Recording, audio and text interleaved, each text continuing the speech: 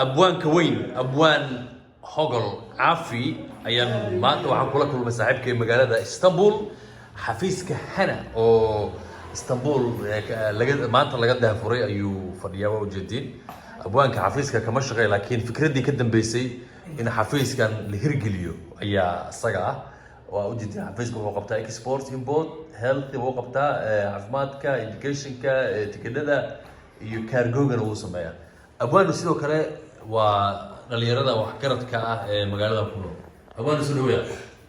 وررت سلمان وما سنت هاي تمويني أقول لك كورونا إيه ويد تين صاحب هاي قصك حتى صفة عن يوم الله هاي أكبر دلائل وكبر الحمد لله رب العالمين لحظة دي سق الشيء كيف هذا علينا يا مرة واحد تسمع في وأقول مرة قوير يرستي ورا بقول بقى إسكاب ولا ما فهمت هذه هذا ما هو إسكاب ولا واحد يهرب كم عليه لكن وحوم لنا هو مد سوها لابوها كان بدي راسك سقط طيب لنا مسوي حمالنا وياه عياريان عصب على يومتي هذه سيفي waxay sagaashan jirada Soomaaliya qabyaalada dishaarta cudurka ku dhacanay dadka dhibaateeyay qabyaalada halka buuxda may waxa weeye keenayna madayada laabtuska nadiifta tahay Soomaalinimada zaad u raadinay niyo waxa la yiri timaha abwaanka wuxuu jaradiyay marka Soomaaliya ay israacdo warkaas maxaa ka jira Salmaan waxa tafarba waxa dhacday dadku waa kuwa dib badan su'aal iska ka weydiinayeen moogtahay aad iyo aad inaan baa tiri marka warniyo timaha maxaa gormaad iska jaray صح waxaan ku yiri Soomaaliya marka nuclear yeelato ayaan iska jaray nuclear عجيب ninka la ila kafto wuxuu yiri gormaad guursanaysa haye waxaan ku yiri waxaan guursanayaa markay Soomaali hal noqoto oo iswada raacsan oo iswada jecel oo bogiga qalbiga iska jecel markaas guursanaysa guursanaya hadee lacala dhici weyda ka war iniyo marba waxaan isir ma taqaan hooyada abaha hadaan lahayn oo wiilkaygiyo maxaad guursan weyday marba si saxiixa shul ama shilka ma wujida ay markaas idii waxa way go'aanka soo xaka bedelaysan hadana waxaan isweydiiyay ma taqaan oo wiilka dhishida ma laga yaabo inuu wadan yar oo Soomaaliyeed noqdo ama gabadha dhishida wadaniyad Soomaaliyeed waxa taa ka mid عجيب waa muhiim صح marka waxaan isweydiinayaa horta ani su'aal isweydiiyay waxaan isleeyahay abwaankana mar walba weydiiyay waxaa la yiri dumarka ma jecla rag istimahooda san u badan yihiin haddii shuruud ay kaaga dhigtay ka waran timahan badan inay wax ka bedeshid waayo warniyo horta tuma ay oranaysa su'aali gabar ka heshay ku jeclaatay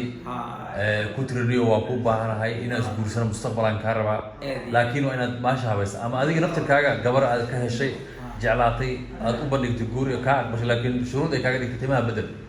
inaad gabadha Soomaaliyeed waxaan ahay calanka buluuga iyo Soomaalinimada iyo diinta Islaamka mooyaane labadaan baan uga bixin karin laakiin intii kale dhuma sameynaya dhanka fanka Xasan Aadan Samatra aad u jecesha aadi laba mahal mid ku dhufo warniyo telefoonna waad ila hor joogtay ma jijeysan karo ma maanta ay Xasan Aadan Samatra horta iyo hesiisa aad baan u jeclahay عجيب waxaan jeclahay heesta tirada sida buuragaadhe wabi baan marayo ay bartakana daruuru kaga beeyayno waguna baryayo heesaha safarka lagu galaa ilaa wata عجيب kaga caylka beerte filibaan واو waliba heesaha safar lagu galaa baan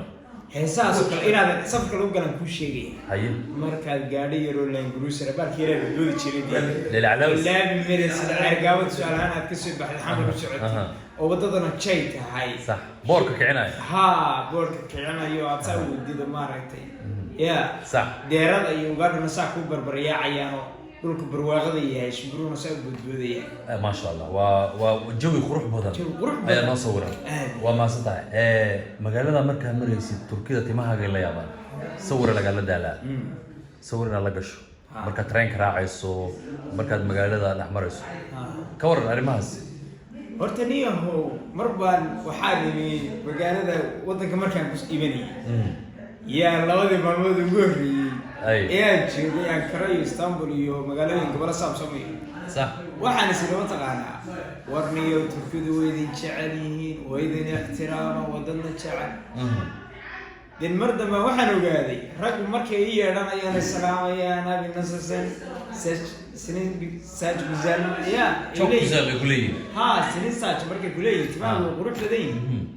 مركا waxaan isiri Soomaalinimada dad ku faraxsan yihiin iyo de shakhsigaad tahay ina Soomaali tahay Afrika uga timiyo shaqo timaa ka runbay ka helaan ba waata waxaan soo wadiinayaa waxaan leeyahay abwaanka Istanbul oo yimid Turkiga jooga isbedel weyn oo ka sameeyay dhalinyarada waa wacyi geliyay wuxuu qayb ka ahaa in la aasaaso ururkii dhalinyarada ee laga hirgeliyay dalka Turkiga oo arrimahan tahriibta wacyi gelinta la sameeyo dadka kalena la wacyi geliyo arrimahaas oo dhan in laga barnaamijkaas qayb weyn ku lahayd in la aasaaso ka waran doorka ururkaasi horta Salmaano waxaa jirta wax la yiraahdo waajib saaran oo Soomaalinimada ka faraya